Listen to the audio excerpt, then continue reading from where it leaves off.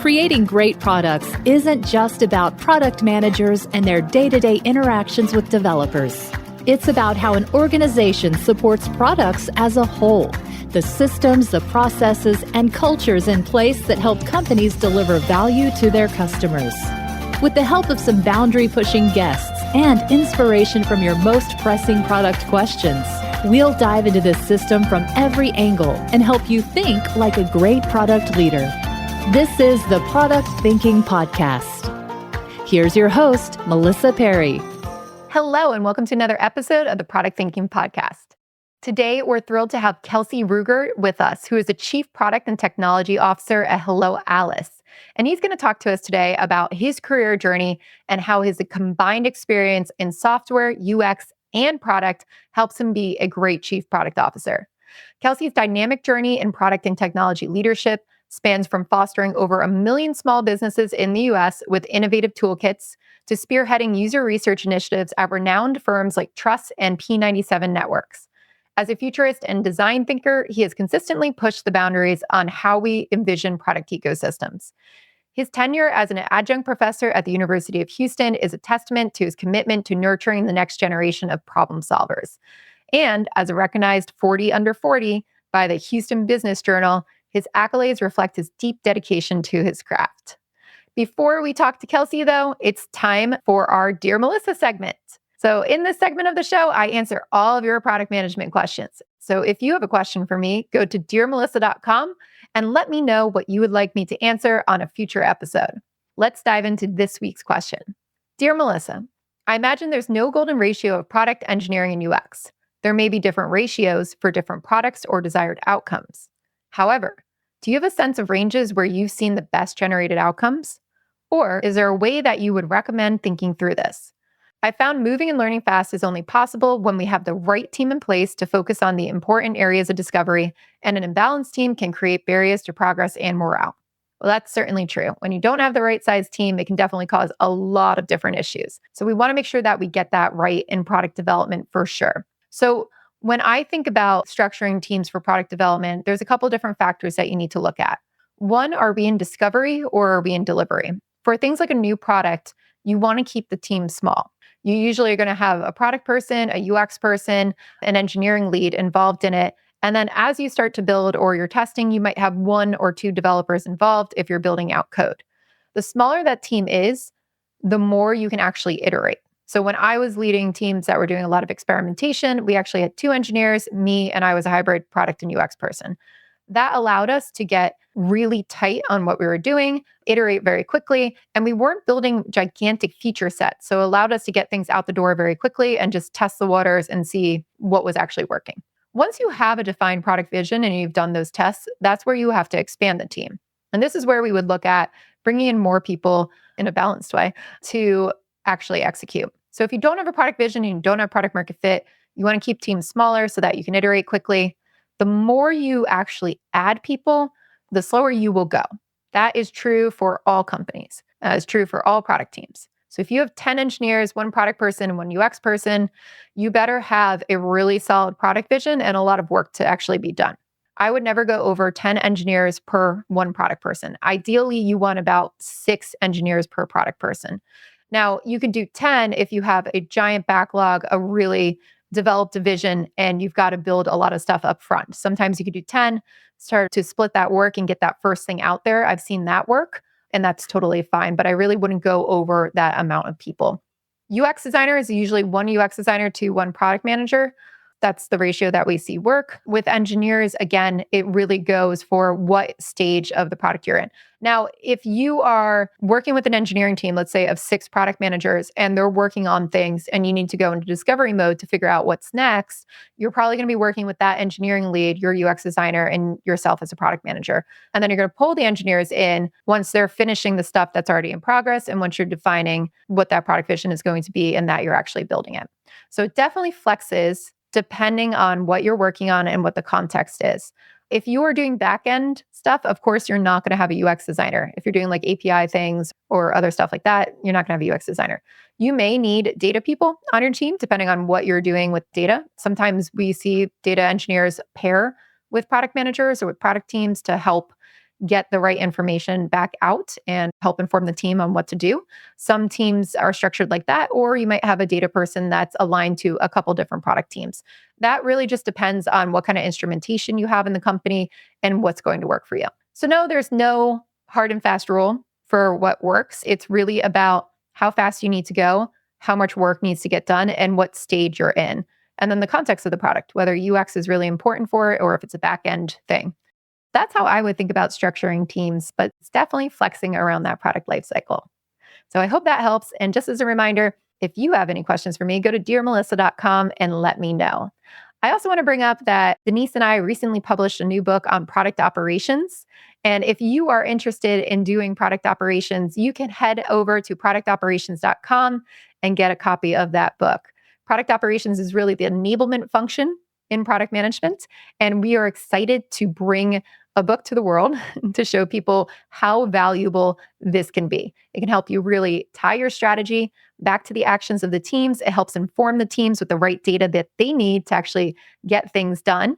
And it helps communicate across the organization what the product management team is doing. So if you are interested in product operations, head to productoperations.com and buy our book. Now we're going to dive in to talking to Kelsey. Did you know I have a course for product managers that you could take? It's called Product Institute. Over the past 7 years, I've been working with individuals, teams, and companies to upskill their product chops through my fully online school. We have an ever-growing list of courses to help you work through your current product dilemma. Visit productinstitute.com and learn to think like a great product manager. Use code THINKING to save $200 at checkout on our premier course, Product Management Foundations. Welcome, Kelsey. It's great to have you here. Thanks for having me. So you've had a really interesting career path. You have been a software engineer, a UX designer, and now you're the chief product officer of Hello Alice. Can you tell us a little bit about how you got in technology, starting off as a developer, and maybe even how you made that transition from developer now to UX designer? So there's a really interesting story about how I actually first got into technology. And this was back in the 80s. And I think you probably hear similar stories from lots of people who were early childhood computer geeks like me. And so the story as it goes is my aunt used to have a IBM computer that she kept in her office, and she'd let me use it because pretty much I knew more about it. And so one day I got this idea that I was going to go through every single command in the user manual. You know, you get through the user manual, and then I got to F-disk, and I erased her computer and didn't tell her until she came in and tried to do work on it. And she calls me frantic. She's like, "You better get over here and get my computer back." And at 10 years old, I figured out how to do it. Wow. Got the operating system reinstalled, got all of her software back. And that was sort of the catalyst for me getting into technology the way it is today. And I always tell people I never set out to be a software engineer or a designer. I just liked building things. And so those skill sets really came to me early. So I spent my high school years going to what's called the magnet school here in Texas that was focused on computer science and graphic design. And so that's where I started to really learn about graphics. And it was sort of always the thing for me. And as you move through college and into the work world, at that time, really, if you're going to go make a career out of it, it was going to be technology, because what we knew as UX today didn't exist as it does today. So you might have had that skill set, but if you're going into technology, you're going to be an engineer or a database administrator or something like that. And that's how I sort of started down that path. I also went to a technology magnet school. I don't meet many people who actually did that in high school. So that's really, really fun that you went there too. Was it here in Texas? So, no, it was in New Jersey. It was called High Technology High School. Oh, wow. Which is the lamest name for a school. Also, our mascot was an atom. Oh, we had a regular mascot. You had a good mascot. You probably had like a much better.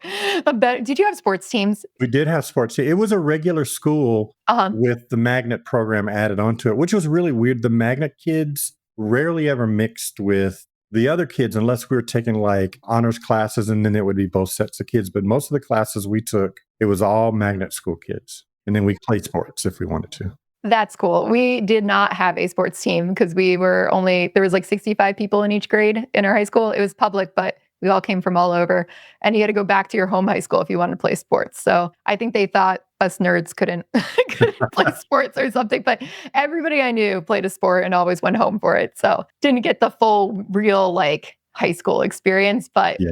it paid off because we learned about technology. But it sounds like you did. You still got that like normal high school experience. The normal high school experience. I still keep in touch with pretty much a good chunk of people from high school too. That's cool. We spread out. One of the girls I went to school with, she is now the head of development at Google Chrome. So, Oh, wow. yeah, Adrian. So she's on Twitter, always talking about really cool stuff. But it's fun to see people from high school pop up all over the place, doing really cool things, especially in technology. That is cool. Yeah, I like that. I was like, it keeps us together. At least we're all on Twitter. So you went to this magnet school, kind of got you interested in technology, and you became a developer straight out of that. How did you transition into user experience design? So the backstory on the design portion, I actually started in high school. And in the high school, we had the ability to do both things. But when I got into college, I spent some time working as a graphic designer / production artist for the University of Houston newspaper. But you really quickly learned back then, you're like, okay, there's probably not a lot of jobs in this area. And so once I graduated from college, I went to work for a consulting company and then quickly transitioned into my first startup. When I got to that startup, there wasn't really a whole lot of people there that understood how to tie the technology to the design. And so I think you hear this story a lot. It fell into my lap because I was the one who knew how to do it. And over time, what ended up happening is I would do both, or I would have the option to choose one path or the other, depending on which company I was working for. But in the late 90s, early 2000s, it was, Kelsey, you know how to do graphic design, or you understand how to do that portion of the work. So we're going to give that to you. But back then it was really like, give me a button. It wasn't really as much the UX work that we understand and do today. So where did you see it start to evolve more into what we think about UX today? You mean personally or as an industry? Personally. So probably for me, the catalyst that really moved me into that direction is when I went to work at Prodigy and we had full teams. It was the first time I ever saw a company that had a team of UX people, that had engineers.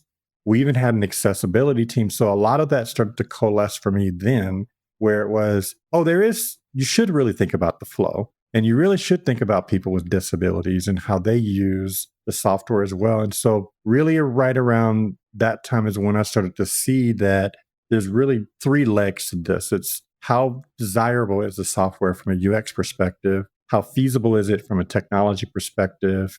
And is it viable from a business perspective? And you start to see those lenses. And actually, even to this day, I tell product managers and designers, if you really want to understand how to move around the company, you have to have all three lenses. You can't just be in your discipline and that's all you really understand. That's so true. So you had the technology lens, which is like very feasible. Are users going to actually use it as a UX lens, right? The desirability of it, understand their problems. How do you start to learn as well, like that viable piece from a business perspective? Because to me, that's one of those things where a lot of people who come up through technology don't understand kind of the business impact on the products that they take. And to me, too, I see that hold people back, right? From getting into the C-suite, from becoming the chief product officer or chief user experience designer or a CTO. What did you do to kind of cultivate that knowledge? So for me, I think a lot of it was because I always worked at startups and they always offered a quick path for me to learn those things. Early on, I worked at a couple of startups where I was actually able to be exposed to here's how we make money. And I always tell designers, if you understand the company's business model and then you understand how they apply that business model, to give you a couple of examples. So if you look at Target and Walmart, they're essentially the same thing, but they have very different business models and how they approach running their businesses. And I think as a designer, when you're really trying to understand who is the user and how does this user interact with our business, understanding the business model and how the company actually derives value from that customer is really key to being able to accelerate your career in the business side of the world. Okay. So in startups too, I think that's like so important. If you're not paying attention to the viable piece as well, like you'll go out of business, right? Pretty quickly. Like it's got to be able to make money or sustain or hit some kind of goal. Otherwise you have no cash. You will run out. So trial by fire. Right. Another way to sort of look at it that's probably a more stark difference is the way Apple sells their products and the way Walmart sells their products. They both sell products. Apple is not selling on commodity, right? Like they're definitely selling an experience. And as a designer, if you understand why they do it and why they approach it that way versus why Walmart does it or why they approach it that way, it actually will make you better at your job too, because you can build better experiences for that particular model. Okay, so deeply understanding the business model, what they're really doubling down on, why it works for them, how they actually perceive the value coming through it. So that's what you get your product managers to look at. Right. Cool. So you were in user experience design. You've got this robust knowledge too of how that works. And now you're the chief product officer of Hello Alice. Can you tell us a little bit about what Hello Alice does? What kind of drew you to that company? So Hello Alice really is, I call it a toolkit for small businesses that want to grow a healthy business. And so we have several different things that we help businesses with, whether it's really understanding how to grow it. We have a tool called the Health Score.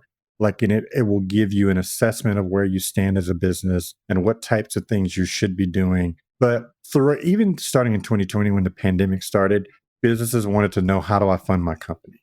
And so we spend a lot of time with grants and loans and credit to help them, once they know what they need to be doing to build a healthy company, find the funding to do that. And we've assembled a series of tools and educational material to help them get there.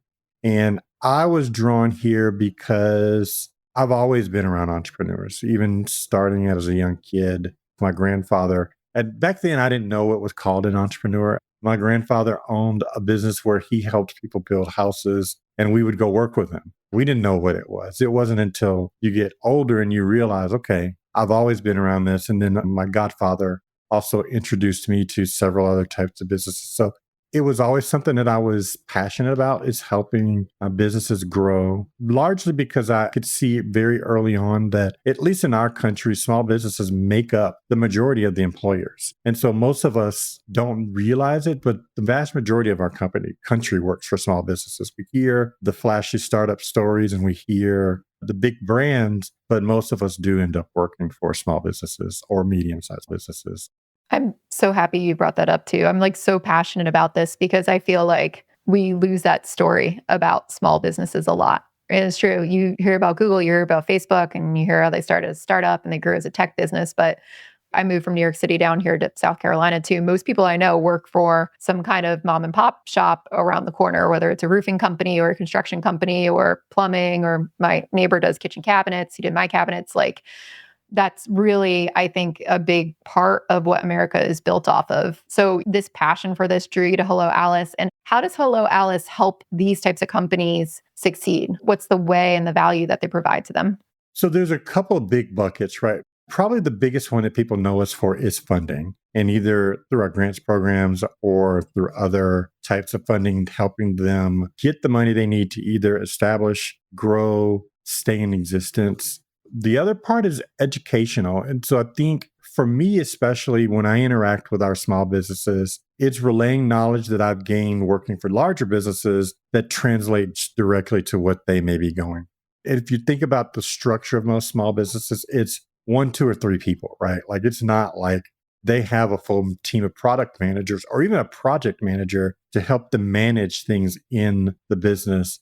And so a lot of our work is also educating them on things that to us may seem second nature or obvious, but to a person who is, struggling to make it through and grow their business, they don't have all that knowledge in-house. And so that's one of the things we're really passionate about, is passing that knowledge on to those small businesses. What are those types of things that they usually have questions about? If you can think of it, they've asked me. So in the last year, I have gotten asked whether I should start a corp, whether I should start an LLC. I've gotten asked, how do I do strategic planning every year? In fact, we do a workshop for that every year. We do revenue growth. We do budgeting. So it's a lot of different things that we do. And the good thing is almost everything that we teach is things that we do ourselves. I actually said this to the team once. It's like, we should probably not teach things that we don't do. We should mimic some things that we do. So like when we talk about goal setting, it's nearly identical to what we do internally. That's really neat. It's like applying a lot of the stuff that we do in product management back to small businesses. Right. Very cool. So when you came into Hello Alice, what did the company look like? And how did you figure out where to start? Right? With startups, there's usually 8,000 different directions you could take when you come in as a leader. What was your process for really diagnosing what you should start with and how you should help? So this concept I'm going to introduce is something that I actually use now every time I hire a new person. And it is establishing what is North and what is true North. If you are a Boy Scout or anyone that's spent time outside, you know that North and true North are slightly different. And so, you come into a company and you come in with these ideas about like, here's what I was told we need to do. And then you come in and you assess the lay of the land and decide what the slight pivot that we might need to do. And so when I started here, we were between 20 and 25 people. There were 4 engineers and they all did everything. So they were front end, back end.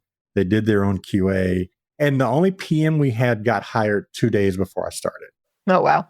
And so we quickly figured out we had to put infrastructure in place to make a product team run in addition to building all the stuff we needed to go build. And so we sort of in parallel put in pieces to manage the product process. So, our Scrum process and how that works. We put in a backlog that we could go and look and say, okay, here's what we're going to be doing for the next year. And we started adding to the team, right? And so I think it's probably not that different than a lot of startups that you go into that are, sort of making that transition. Is everyone's scrappy and you get to a point where if you're really going to scale, you've got to put some additional structure in place. So I think it's interesting. There's always this topic going around about for startups, when should you hire your first product manager? And then also, when should you bring in your product leader?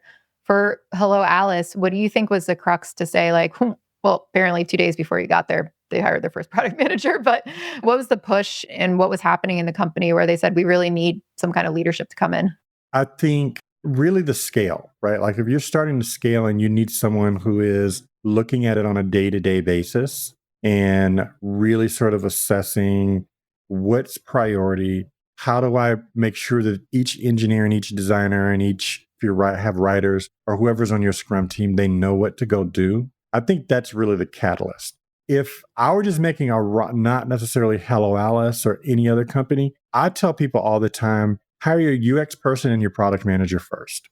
And the reason I say that is I think people wait too long to bring in UX and to start really thinking through what is the user going to be doing. A product manager thinks about things differently than a founder or even ahead, right? So they're thinking from an execution standpoint, like how do we take a batch of work and get it done? And the sooner you have someone who that's their job, it actually frees you up as a leader to go do the other things that you need to be doing at an early stage, like raising money or selling, so that you're not focused on like, what are the things that we have to do on a tactical level every day.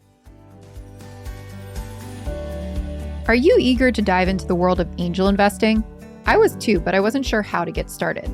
I knew I could evaluate the early stage companies from a product standpoint, but I didn't know much about the financial side. This is why I joined Hustle Fund's Angel Squad. They don't just bring you opportunities to invest in early stage companies, they provide an entire education on how professional investors think about which companies to fund.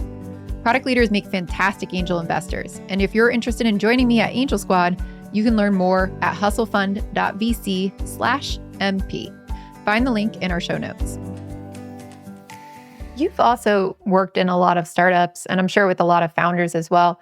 What do you think is the key to success coming in as a product leader to a startup where you have to work with those founders? Like sometimes this can be a huge point of tension for product leaders, and I hear about it all the time.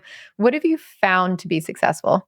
A good friend of mine a couple of years ago introduced me to this book called Rocket Fuel. Up until then, I'd worked with lots of founders and been in positions where there's that push and pull for the different areas of what needs to happen. But what it helped me realize is typically in a company, your founder is going to be one of two things. They're either going to be a visionary or going to be operational. You got to figure that out really quickly so that you can determine from a product perspective how to operate in that world. So if you're dealing with a visionary founder, your mode of operation is going to be completely different if that founder is operational, right?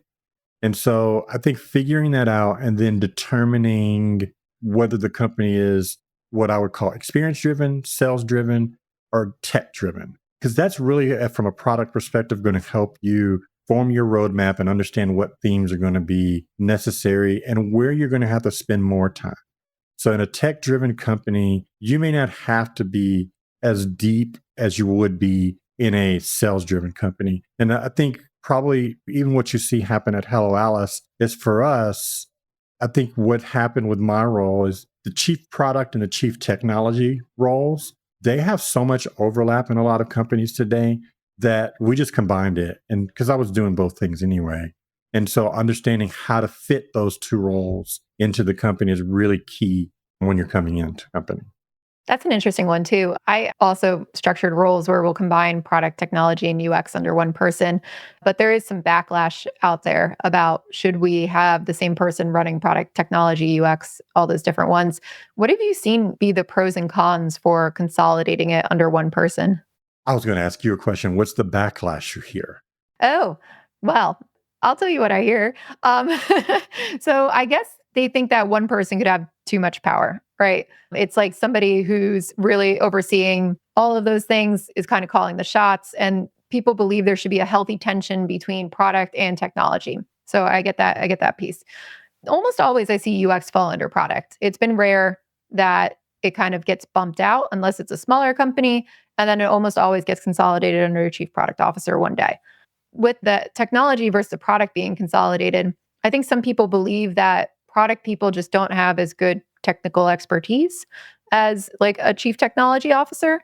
But I'm curious what you've seen from your experience, running this. Why does it work for you? Like what makes it work for Hello Alice? If you're a chief, you got to let your people do their job, Mm-hmm. right? And our head of technology and our head of product, they work together every single day. They get along really well. And that's because they have to, right? Like they both have the same up chain. And I think what you see in a lot of companies is there's too much tension between product and technology where nothing gets done. Yes. Or the two groups are not listening to each other because there's no incentive for them to do it because they all know they report up to different chains. And when I arrived at Hello Alice, I really took a step back and said, what are we trying to accomplish? Are we trying to build technology? Are we trying to build a product? You're trying to do both. And so you've got to make sure that those teams are comfortable working together. And there's plenty of tension, believe me, but they are working toward the same goal. And I think maybe that's what I saw is in a lot of companies, those two groups end up not working toward the same goal. I have also seen that. I have structured, like when I've helped people hire chief product officers or structure their teams before, we've had really good success having a CPTO, run the whole thing. And in cases where I find it really works out well, one, there isn't a strong product or technology leader. Let's start with that, right? Like there just isn't one there already. So now we have a choice of like, do we hire two people or do we hire one person? And then I almost always work with like scale up organizations that are kind of like probably about 150 people up in personnel. And we do it as well when it feels like there's a technology leading the product decisions, or when it feels like there is no product vision and the technologists are not on board with like following a technology, let's say a product vision, right? Like we could tell if we keep it separate, everybody's going to be going in 18 different directions and you don't have time to do that in an organization. So I've done it in actually like 4 or 5 organizations where we brought somebody in for like the scale up mode and we brought in a CPTO, somebody who had a great technology background like you do and a product background and understood UX. And they were able to hire either a director at smaller stages, right, of product, UX, and development to kind of be functional leaders over that. But they were able to manage it, do the vision, the strategy pieces, kind of train up their teams and still run all those different pieces. And then we've also seen a great time as well when I did this in one company, it was a healthcare company. We had this technology leader who was not quite CTO level. He was probably a strong VP is what we would say. And he was not capable of being a CTO or getting trained to be a CTO immediately. So we brought in a CPTO who kind of took him under her wing. And she said, my goal is to make you my peer one day, right? And I would love to be able to raise you up and have you be the CTO when we get bigger, because I'm not going to be able to oversee this all forever. And I don't really want to. But I've run technology, I've run product before, like I can help you become an executive, right? And that's what I want to see. And that worked out fabulously. And 5 years later, 6 years later, he is now a CTO and he knows what he's doing and he's really good at it and he's thriving. And I've seen that work out super well too for like a chance for development. But it also saved the company because they weren't going into 18 different directions, Right. because they didn't have all these leaders fighting with each other. So I'm pretty passionate about this, but I think it still upsets some people about having all of this report into just one person. And maybe it's because they think that person almost always will be more. I see product people get upset about it because I think they think all the people that it would be consolidated under, and I guess I do see this outside of the companies I've helped with, sometimes is just a technology person, like a CTO, but they don't understand product. And I think that's what the fear is. Yeah, and that's a reasonable concern. I think in those cases, you just have to know your company. Yeah, the other piece that I didn't mention this earlier that's really, really important to me is we all talk about Agile and we all talk about Scrum. For us, it's a real thing. Like when we were setting up our product teams, there's engineering, QA, there's a designer. In some cases, there is copywriting. In other cases, there may be a data team member. Once that team is established, there is no more engineering said this or the designer said this. That is a team. And as a team, you guys are responsible for the delivery of whatever flows through there along with the product manager. And that has worked wonders because now everybody understands that you're not going to be able to go back to the head of engineering or the head of product and say such and such, because if it bubbles up to me, I'm just going to put both people together and say, go figure it out. Yeah, that's a really good point. So you've got these cross-functional teams, then everybody's working together collaboratively. How do you think about structuring the organization? Like, do you have any functional leads yet? Is that something you're looking at in the future? We do. We have under our engineering team, data, QA, engineering, DevOps, under product. So our product team today is going to function more as a PMO. So we have our product managers. And earlier this year, we made attempts in the past, but earlier this year, the entire company is on Scrum now. And so we also have PMs that work with other teams that are also working in the 2-week cadence. And the whole company's on the same schedule. So if I say what's in Sprint 95, for example, I can look at it across the company and see what everyone's working on. And everyone has functional leads, but the functional leads are not responsible for work delivery. The PMs are. Yeah, that makes sense. So it's the PMs and the teams that are right, the ones who are responsible for it. Okay. And for your product managers, you mentioned there was absolutely no product managers when you walked in, except I guess the person who got hired 2 days before you. How do you think about growing that team? Well, for us, it was we grew as we needed more people. And so when the workload or the number of features started to get to a point where we knew one person couldn't manage it, we added more. And so as we added, our loan product, our credit card product, and additional features, we had to add additional people to help manage those with a director over everything. Okay. And then your product managers, did you hire them externally? Did you promote them internally? We hired them externally. I had to think to see if we promoted anyone internally. We didn't promote anyone, but it's always a possibility. I've had that question recently.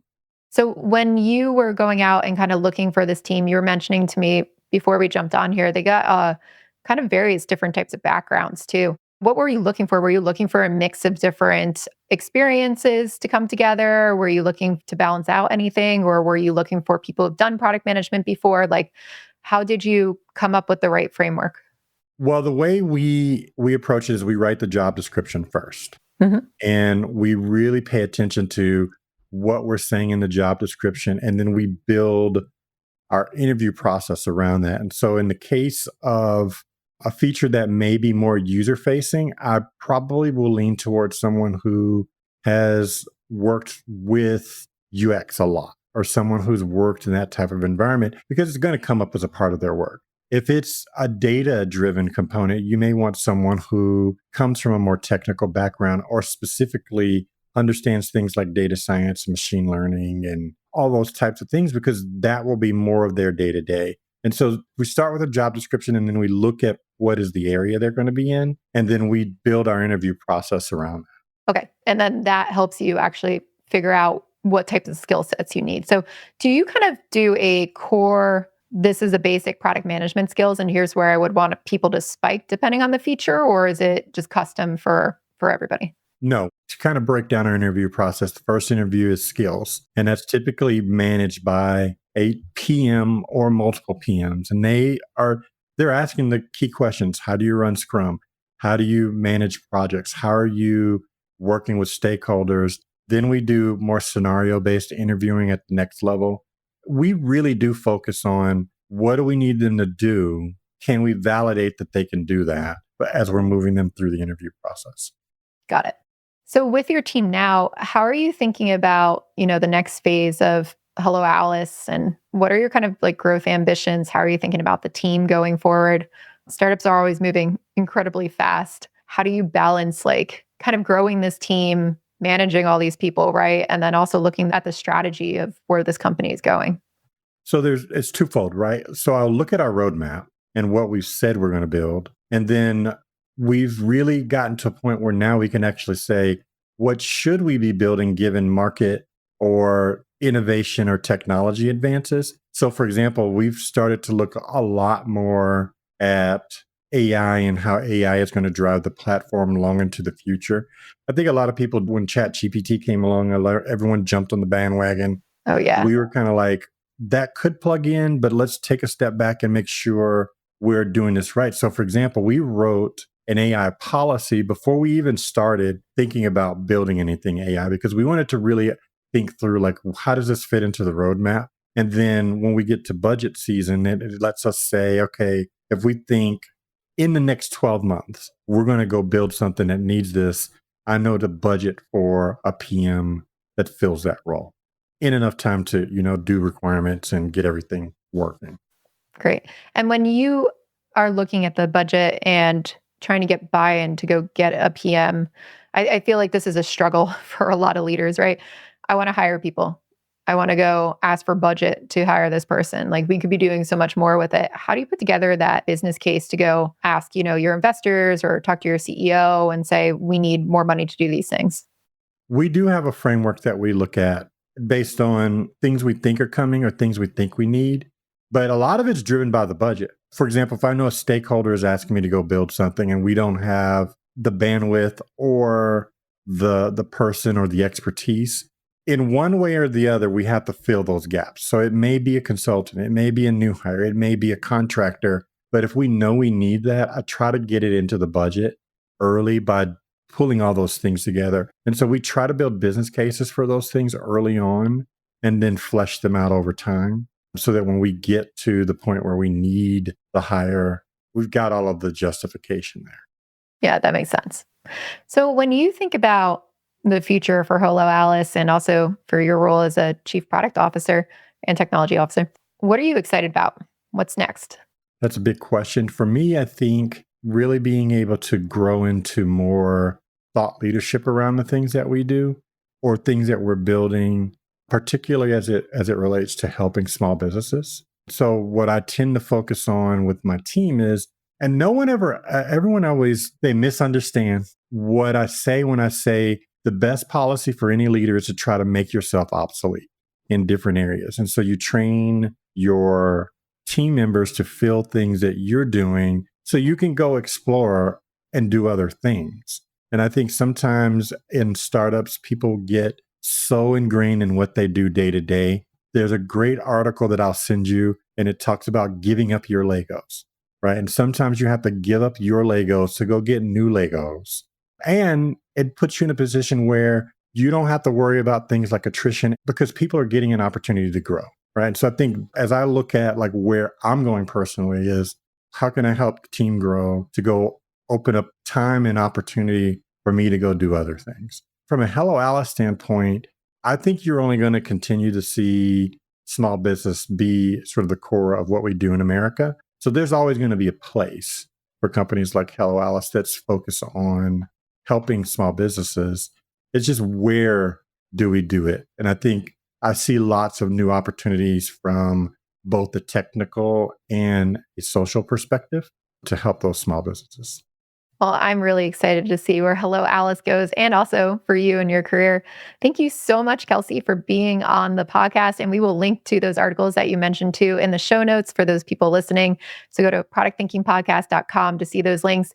But where can people also connect with you and learn more about you? The best place to connect with me is on LinkedIn. I do write and publish in other areas, and I'll probably be doing more of that next year. But LinkedIn or Instagram are probably the best places to reach me now. Great. Well, I hope everybody goes and checks out Kelsey and all of his great knowledge that he has to share with us.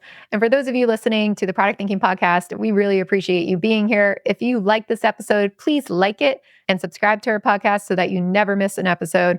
We'll be back next Wednesday with a new episode. And in the meantime, go to productthinkingpodcast.com to see all of our other great guests that we've had on and to learn more about Kelsey. We'll see you next time. Thanks again.